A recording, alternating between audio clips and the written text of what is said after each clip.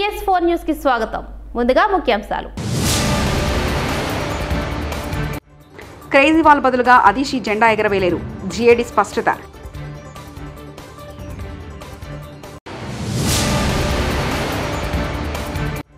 నిర్వహణ లోపం వల్లే ప్రాజెక్టులకు ఇబ్బందులు. మంత్రి నిమ్మల.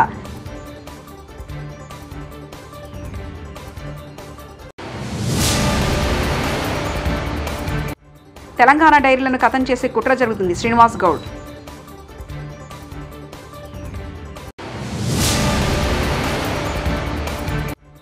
కేసులు నాకు కొత్త కాదు, అధికారులకు నోటీసులు ఇస్తా. దానం నాగేందర్. స్వాతంత్ర దినోత్సవ సందర్భంగా ఢిల్లీ ప్రభుత్వం అధికారిక కార్యక్రమంలో జాతీయ జెండాను ఎగరవేస్తానని అనిశ్చితి ఓవైపు కొనసాగుతుండగా సాధారణ పరిపాలన విభాగం మంగళవారం నాడు కీలక వ్యాఖ్యలు చేసింది. ఎక్సైజ్ పాలసీ కేసుల్లో తిహార్ జైల్లో ఉన్న ముఖ్యమంత్రి అరవింద్ కేజ్రీవాల్ తరఫున మంత్రి అతిషి జాతీయ జెండాను ఎగరవేయడానికి అనుమతి లేదని తెలిపింది. అరవింద్ కేజ్రీవాల్ కోరిక మేరకు రాష్ట్ర మంత్రి అతిషి జెండా ఎగరవేయడానికి ఏర్పాట్లు చేయాలని సాధారణ పరిపాలన విభాగం మంత్రి గోపాల్ రాయ్ అధికారులను సోమవారం నాడు ఆదేశించిన క్రమంలో జీఏడీ అదనపు ముఖ్య కార్యదర్శి నవీన్ కుమార్ చౌదరి తాజా వ్యాఖ్యలు చేశారు. కరప్షన్ కలెక్షన్ కాంగ్రెస్ విధానమని మాజీ ఎమ్మెల్యే సుదర్శన్ రెడ్డి సంచలన ఆరోపణలు చేశారు. మాజీ మంత్రి హరీష్ రావుపై మంత్రి పొన్నం ప్రభాకర్ చేసిన వ్యాఖ్యలను ఖండిస్తున్నామని అన్నారు. హరీష్ రావు పని విధానాన్ని తప్పుపట్టి నైతిక అర్హత పొన్నం ప్రభాకర్కు లేదని మండిపడ్డారు. మంగళవారం నాడు తెలంగాణ భవన్లో సుదర్శన్ రెడ్డి మీడియా సమావేశం నిర్వహించారు. ఈ సమావేశంలో కాంగ్రెస్ ప్రభుత్వంపై తీవ్ర విమర్శలు గుప్పించారు. వేలాది మంది రైతులు రోజు తిరిగి ఆరా తీస్తూ ఉన్నారు, మా రుణమాఫీ ఏమైంది అని చెప్పి. రేషన్ కార్డు ప్రామాణికం కాదన్నారు మీరే. రేషన్ కార్డు ప్రామాణికంగానే ఇవాళ రుణమాఫీ అవుతున్నది. నిజమా కాదా చెప్పాలి రైతులకి. ఇవాళ ఒక రైతు 2 బ్యాంకుల్లో లోన్ తీసుకోవచ్చు, 3 బ్యాంకుల్లో లోన్ తీసుకోవచ్చు కాక, అది తన హక్కు. కానీ ఆ పేరు మీద కూడా రుణాల మాఫీ జరగటం లేదు. 1 లక్ష లోపు వాళ్ళు కూడా ఇప్పుడు రుణమాఫీ కానటువంటి వాళ్ళు వేల ఫిర్యాదులు వచ్చినవి. 1.5 లక్ష లోపు కానటువంటి వాళ్ళు మెసేజ్ ముఖ్యమంత్రి గారి సందేశం వచ్చిన తర్వాత కూడా. తెలంగాణ పాల డైరీలు ఖతం చేసే కార్యక్రమం జరుగుతుందని మాజీ మంత్రి శ్రీనివాస్ గౌడ్ ఆరోపించారు. పాలు పోసిన తెలంగాణ పాడి రైతులకు డబ్బులు చెల్లించకుండా వేధిస్తున్నారంటూ ఆయన మండిపడ్డారు. ఈ సందర్భంగా తెలంగాణ భవన్లో మాజీ మంత్రి ప్రెస్ మీట్ నిర్వహించారు. గతంలో రైతులు వ్యవసాయంతో పాటు పశువులపైన ఆధారపడేవారని, రాష్ట్రంలో ఇప్పుడు ఆ పరిస్థితి లేదని ఆయన అన్నారు. 4 నెలలు గడుస్తున్నా పాడి రైతులకు డబ్బులు ఇవ్వకుండా వారిని మనోవేదనకు గురి చేస్తున్నారంటూ మాజీ మంత్రి శ్రీనివాస్ గౌడ్ ఆగ్రహం వ్యక్తం చేశారు. ఈరోజు పాడి పరిశ్రమ చూస్తే ఒకప్పుడు రైతులకు ప్రత్యామ్నాయంగా ఇన్కమ్ ఇది. ఒక రైతు 5 ఎకరాల పొలం ఉంటే, 2 ఎకరాల పొలం ఉంటే ఒక 5 బర్రెలు పెట్టుకునేది, ఒక 5 గొర్రెలు పెట్టుకునేది, మేకలు పెట్టుకునేది, కోళ్ళు పెట్టుకునేది, కోళ్ళు అమ్ముకునేది, కంట్రీ కోళ్ళు.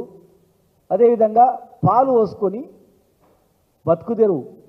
పంటలు ఒకవేళ పండగపోయినా పాల ద్వారా రోజు గడిచేది. ఆ బర్రెలు ఆవులు పెండ ద్వారా ఎరువులు, కృత్రిమ ఎరువులు కూడా తయారు చేసుకునేది. వర్షాకాలం వస్తుందంటే చేనులకు ఎరువు కొట్టుకునేది కృత్రిమంగా. ఈరోజు గత 9 సంవత్సరాలుగా మా పాడి పరిశ్రమ ఎక్కడ పోతుంది? నిర్వహణ లోపం కారణంగానే ప్రాజెక్టులకు ఇబ్బందులు తలెత్తుతున్నాయని ఏపీ మంత్రి నిమ్మల రామానాయుడు అన్నారు. గత వైపాకా ప్రభుత్వం ప్రాజెక్టుల నిర్వహణ కోసం నిధులు వెచ్చించలేదని విమర్శించారు. తుంగభద్ర డ్యామును మంత్రి పయ్యావుల కేశవతో కలిసి ఆయన ఈ ఉదయం పరిశీలించారు. సాధ్యమైనంత త్వరలో స్టాఫ్ లాగ్ గేట్ ఏర్పాటు చేస్తామని చెప్పారు.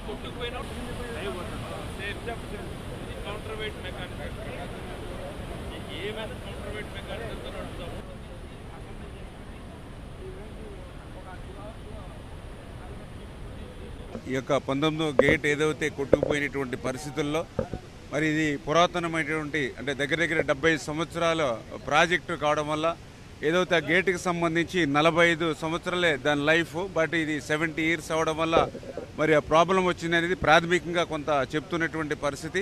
ఏదైతే ఆ గేట్ స్థానంలో కూడా మరి పర్టికులర్గా స్టాప్ లాక్ గేట్ ఏదైతే ఉందో మరి అవి ఈ ప్రాజెక్టుకి లేకపోవడం వల్ల తాత్కాలికంగా మరమ్మతులు చేసుకోవడానికి కానీ తాత్కాలిక నీటి నిలుపుదల చేసుకునే అవకాశం లేనిటువంటి స్థితిలో ఏదైతే చంద్రబాబు నాయుడు గారు కూడా స్పందించి కన్నం నాయుడు గారు ఎవరైతే ఈ యొక్క గేట్ల అమరికలో నిర్మాణంలో అత్యంత కీలకంగా ఉన్నటువంటి వ్యక్తిని ఆయన హైదరాబాద్లో ఉంటే మరి ఆయన కంటికి చికిత్స చేయించుకున్నా కూడా మరి స్పెషల్ ఫ్లైట్ కూడా అరేంజ్ చేసుకుని ఈయన ఇక్కడ పంపించి అంటే మా పోలవరం ప్రాజెక్ట్ గేట్ల అమరికలో కూడా ఆయనకి బాగా సమర్థత ఉన్నటువంటి వ్యక్తి.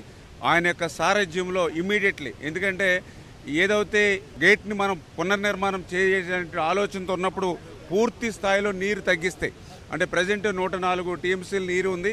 మరి కొత్త గేట్ని మళ్ళీ ఆ స్టాప్ లాక్ గేట్ని మనం ఏర్పాటు చేసుకుంటే మొత్తం నీటిని తగ్గిస్తే అది 40 టీఎంసీలకి పడిపోతే దగ్గర దగ్గర 60 టీఎంసీల నీరు వృధాగా పోయేటువంటి పరిస్థితి ఉంటుంది. అట్లా కాకుండా అంత స్థాయిలో నీటిని తగ్గించకుండా మనం ఈ యొక్క స్టాప్ బ్లాక్ గేట్ని ఏర్పాటు చేసుకునేటువంటి అవకాశాలని పరిశీలించమని చెప్పేసి మేము కూడా నిపుణులు కూడా కోరడం జరుగుతోంది. ఒకసారి రివ్యూ కూడా అధికారులతో కూడా రివ్యూ చేసి దీనికి కర్ణాటక ప్రభుత్వానికి సంబంధించి కానీ సిడబ్ల్యూసీ కానీ హైదరాబాద్ నందగిరి హిల్స్ పార్కు ఘటనపై అధికారులకు ప్రివిలేజ్ నోటీసులు ఇస్తానని ఖైరతాబాద్ ఎమ్మెల్యే దానం నాగేంద్ర వెల్లడించారు.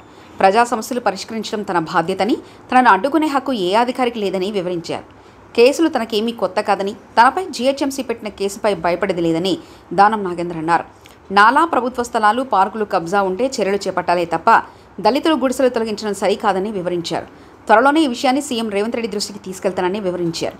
వాళ్ళకి ఏం అధికారం ఉంది కాబట్టి నేను ప్రివిలేజ్ మోషన్ కూడా ఇవ్వబోతున్నా వాళ్ళ మీద. ఎందుకంటే ఇలాగా అద్దుమీరి ప్రవర్తిస్తూ ఉన్నారు. అద్దు ఎంత ఉందో అంత పని చేసుకుంటే వాళ్ళకు మంచిది, మాకు మంచిది. అధికారులు ఏదైతే డిపార్ట్మెంట్ వరంగా అది ఉంటే అక్కడ మీరు ఎవరిని ఇన్వాల్వ్ చేయలేదు, ప్రధానంగా జీహెచ్ఎంసీని ఇన్వాల్వ్ చేసేది ఉండే. ఈవీడీ ఏమంటే నీకు జీపీఏ ఇవ్వలేదు, ముఖ్యమంత్రి గారు రైట్ తీసుకొని మొత్తం హైదరాబాద్లో నీ ఇష్టం వచ్చినట్టు చేసుకోమని చెప్పలే. పార్క్ ఉంటే పార్క్ వాళ్ళని వీళ్ళు డిపార్ట్మెంట్ ఉంది, డిపార్ట్మెంట్ పిలిచి మీరు ఎందుకు ఇన్ని రోజుల నుంచి మీరు ఎందుకు తీసుకోలేదు అని వాళ్ళ మీద యాక్షన్ తీసుకోండి. ముందుగాల ఈ పార్క్ ల్యాండ్ ఎందుకు ఇట్లా వదిలేసిరని వాళ్ళని అడగాలి ముందుగాల. అవన్నీ ఏమి చేయలేదు. ఎవరో చెప్పిరంట, చెప్తే వాళ్ళు ఎవరు రా అని చెప్తే ఇక వాళ్ళ పేర్లు చెప్పాలంటే తర్వాత చెప్తా. తిరుమల శ్రీవారిని సినీ నటి జాన్వీ కపూర్ దర్శించుకున్నారు.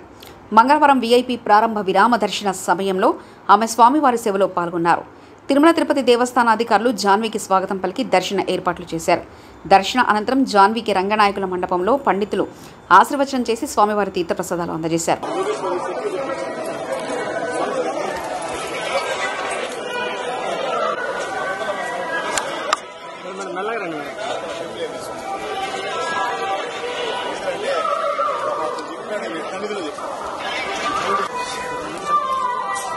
మేడం ఓకే ఓకే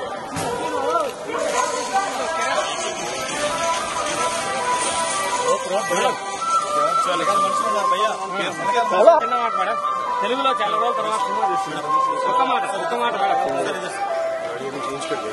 అన్నా నువ్వు వారగరానా कुछ तो बात करो मैडम प्लीज. नहीं बात करेगा भैया गेट में निकल साइड आया तो हमें फोटो लेके चलता है.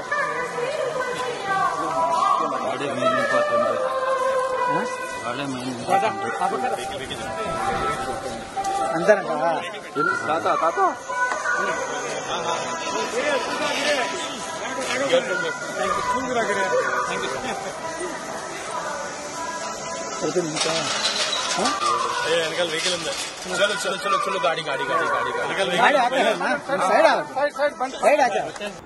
ఉమ్మడి విశాఖకు చెందిన స్థానిక సంస్థల ప్రజాప్రతినిధులతో వైఎస్ఆర్సీపీ అధ్యక్షులు వైఎస్ జగన్మోహన్ రెడ్డి గారు వరుస సమావేశాలు నిర్వహిస్తున్నారు.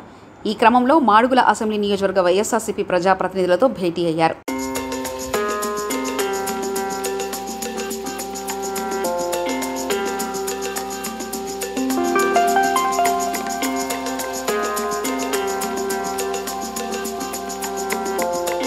ఏపీలో రెడ్ బుక్ రాజ్యాంగం నడుస్తుందని మాజీ మంత్రి జోగి రమేష్ వ్యాఖ్యలు చేశారు. మంగళవారం మీడియాతో మాట్లాడుతూ మా అబ్బాయి ఎటువంటి తప్పు చేయలేదు, అగ్రిగోల్డ్ భూముల విషయంలో బహిరంగ చర్చకు సిద్ధం, మా కుటుంబం ప్రమేయం ఉన్నట్లు నిరూపిస్తే ఎటువంటి చర్యలకైనా సిద్ధం, మా వాడు విదేశాల్లో చదువుకొని ఇక్కడికి వచ్చారు, చంద్రబాబు రాజకీయాలకు మా వాడిని బలి చేస్తున్నారు, మీకు మీ ఇంట్లో పిల్లలు ఉన్నారని గుర్తుంచుకోండి, ఇక్కడితో అయిపోదు, మాకు కూడా సమయం వస్తుందంటూ ఆయన అన్నారు.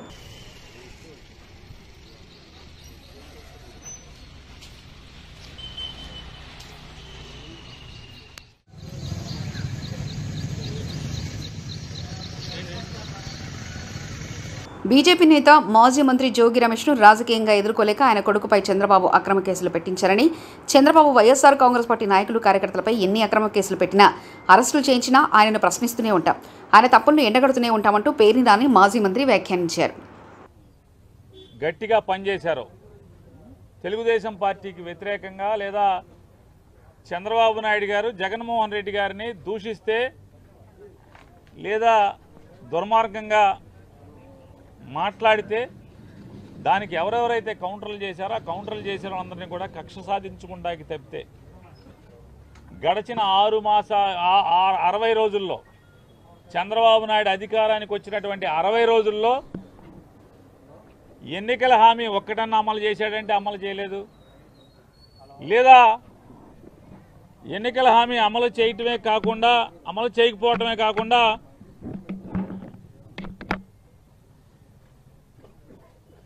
ఓ మంచి కార్యక్రమం ఏమన్నా చేశారా అంటే ఈ రాష్ట్రాన్ని ఉద్ధరించేదానికి ఒక్కటి చేయకపోగా అన్నీ ఎఫ్ఐఆర్లు కడతాం, తప్పుడు కేసులు కడతాం, దొంగ కేసులు కడతాం. ఏదో రకంగా వైఎస్ఆర్ కాంగ్రెస్ పార్టీలో ఇటువంటి జెండా మోసే చిన్న కార్యకర్త దగ్గర నుంచి మాజీ మంత్రుల వరకు అందరినీ కూడా భయభ్రాంతులను చేసి ఎవరు కూడా పార్టీ పరంగా బయటికి రాకూడదు, తద్వారా రాజకీయ లబ్ధి పొంది దీర్ఘకాలం తన కొడుకు. నల్గొండ జిల్లా నార్కెట్పల్లి మండలం దాసరిగూడెం శివారులో 12th బెటాలియన్ ఫైర్ రేంజ్లో నల్గొండ జిల్లాకు చెందిన పోలీస్ స్టేషన్ పరిధిలో పట్టుకున్న గంజాయిని దహనం చేసిన నల్గొండ జిల్లా ఎస్పీ శరత్ చంద్ర.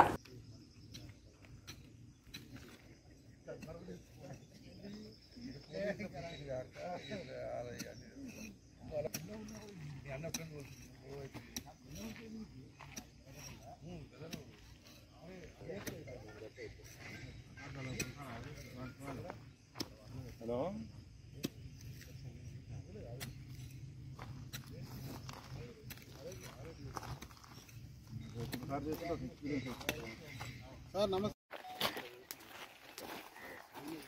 నల్గొండ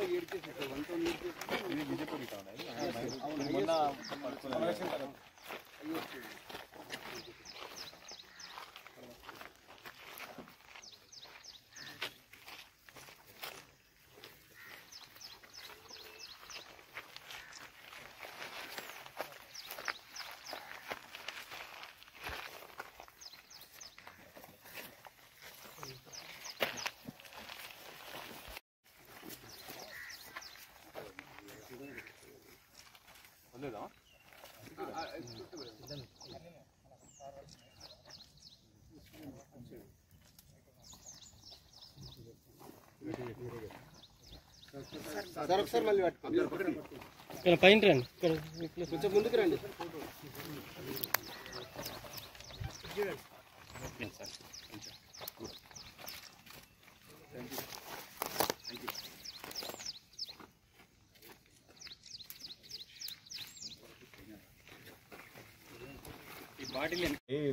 నిన్న మీటింగ్లో అయిన తర్వాత ఎక్కడ కూడా కన్జంప్షన్ మీద మనం ఎట్లా మన ప్రొడక్షన్ ట్రాన్స్పోర్ట్ మీద కాన్సన్ట్రేట్ చేస్తాం, అదేవిధంగా కన్జంప్షన్ మీద కూడా ఈసారి ఫోకస్ పెట్టడం జరుగుతుంది.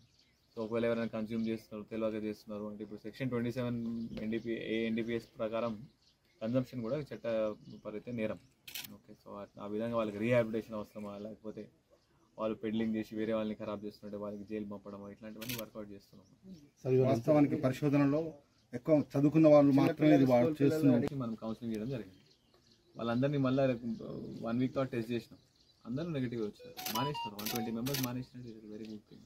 సార్ ఎక్కువ ఇప్పుడు నార్కపల్లి కామన్ హాస్పిటల్పై గతంలో దృష్టి ఉండే సార్ చాలా ఎక్కువ, అలాంటివి మీరు ప్రత్యేకంగా చేస్తున్నాం అని అన్ని ఒకటే హాస్పిటల్ అని కాకుండా అన్ని కాలేజెస్ అన్నిటి మీద దృష్టి పెడుతున్నాం ఉంటుంది. సార్ ఈ రోజు ఎంత బండింగ్ కేజ్రీవాల్ బదులుగా అదీషి జెండా ఎగరవేయలేరు, జీఏడీ స్పష్టత.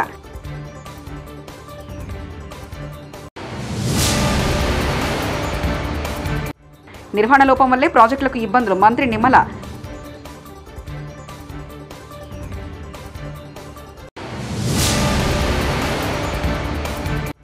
తెలంగాణ డైరీలను ఖతం చేసే కుట్ర జరుగుతుంది శ్రీనివాస్ గౌడ్.